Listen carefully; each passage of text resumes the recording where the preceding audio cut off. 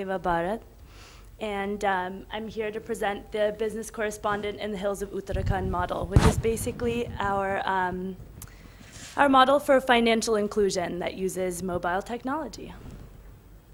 So how do we do this? Do I give you the signal? Okay, so I can first tell you a little bit about Sewa. It was started in 1972 in Gujarat, and we are a trade union. So we unionize our members that are mostly, actually entirely informal workers, female informal workers, and we rally them around common interests and advocate for their rights. So Sewa Bharat is the federation of 9 states of Sevas, and we aim to sort of bolster the new Sevas so that they can become independent. And one of the Sevas that we work with, or work for basically, is Sewa Uttarakhand, which is where this model takes place. Keep going. So we can skip this for the sake of our 5 minutes. Okay, so Sewa Bharat Uttarakhand. So more than 75% of its population comes under the category of rural, and a lot of people know about Uttarakhand right now, obviously because of the flood and all the efforts that are going on in terms of relief and rehabilitation. Women, who account for 41% of the population, work tirelessly for 16 hours in agricultural fields, braving rough weather, wild animals, unlevel terrain. Basically, anyone who's visited these areas knows that when you get into these regions, all the resources, be it wood or Coca-Cola, they come up on the backs of people that live there. So these are really uncharted, well, not uncharted, but really difficult hilly terrain to get to. Very, very difficult to establish institutions there.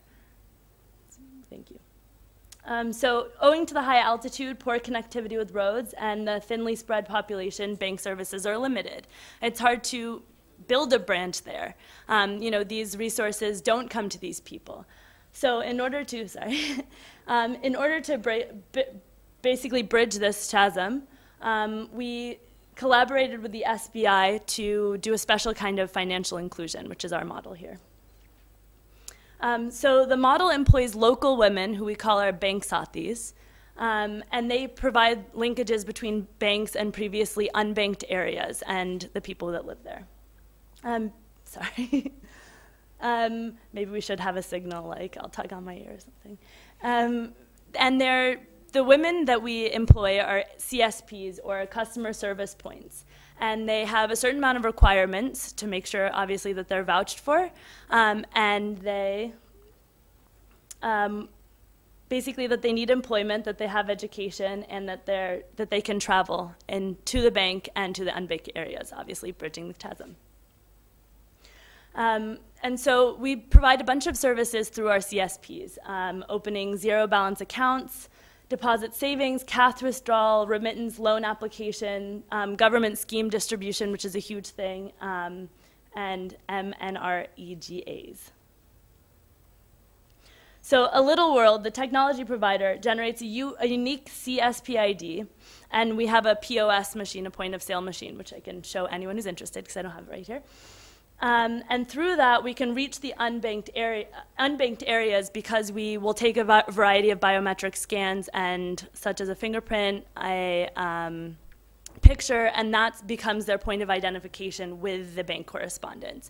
So basically, if you're not literate, you can still open these accounts. And this information is then sent directly to the bank through this technology. So this is an example of how it works. Sewa Bharat, that's us. We have our bank satis, which are the women in the middle, and they becomes our service providers, which then lead to accounts for the unbanked areas. And so basically, what happens is we are the monitoring head, and we have the service providers who provide these linkages, and then the data is entered and it goes straight through to the Mumbai server. So basically all the information is collected, and therefore it's transparent and et cetera. So the uniqueness of this program is multifold. basically the bank comes to the customers instead of the customers coming to the bank. So that leads to many levels of inclusion that wouldn't be present. And unlike most business correspondences, the Sewa finances the POS machines, which is a huge deal, and I'll get to that later. The transaction deposit as well, and ensures salaries and expenses. We don't take a security deposit from them, and in this way the poor can support the poor. So we provide livelihood to these women, and they collect thousands of villagers into the bank services. So basically all these people now are banked instead of unbanked. So the rural population of Uttarakhand consists of many elderly women and young children because the men often have to travel outside of their native places in order to find work. Agriculture and animal husbandry are the main occupations there. So basically, there's not a lot of formal employment, and so because of this, it's even harder to guarantee services through banks, even if people can go. Often these poorest of the poor rural members, they have a hard time even accessing services at all if they can get to the bank. So this has really bridged the gap in terms of financial inclusion. So we work in 16 blocks of the 4 districts of Almora, Bageshwar, Pithoragarh, sorry, my pronunciation, and Champawat. And we saw 5,524 new accounts being opened, and you can read the figures. So this is, you can see the numbers basically. It's a tremendous achievement that we've been able to, thank you, that we've been able to achieve using this program. We really have been able to reach out to a lot of previously unbanked people and extend services. So the Vodafone Foundation, in association with the Digital Empowerment Foundation, launched the Women in Innovation for Mobile Award in 2001, and we were a finalist, which was very exciting for us. And we've had a number of other achievements. Basically, we have been getting recognition, which is incredible, because I'm just going to get to some of the more important slides.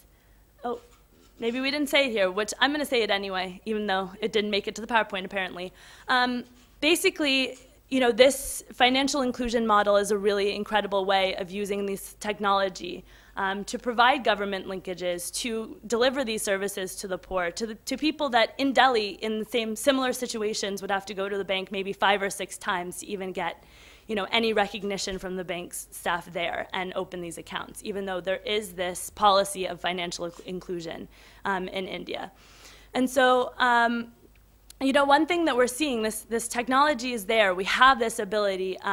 It's about now campaigning and advocating and raising the sort of government and also bank standards up to the level of this technology and making sure that we really we can bridge the gap from both sides. It's not just us providing these models of inclusion, it's also the banks saying, yes, we want to tap into this immense resource of unbanked people who are capable of generating savings. And also the banks providing the services to say, we do want these people to bank with us, and we are willing to work with them to make sure that they have this range of services available to them, and therefore empowerment.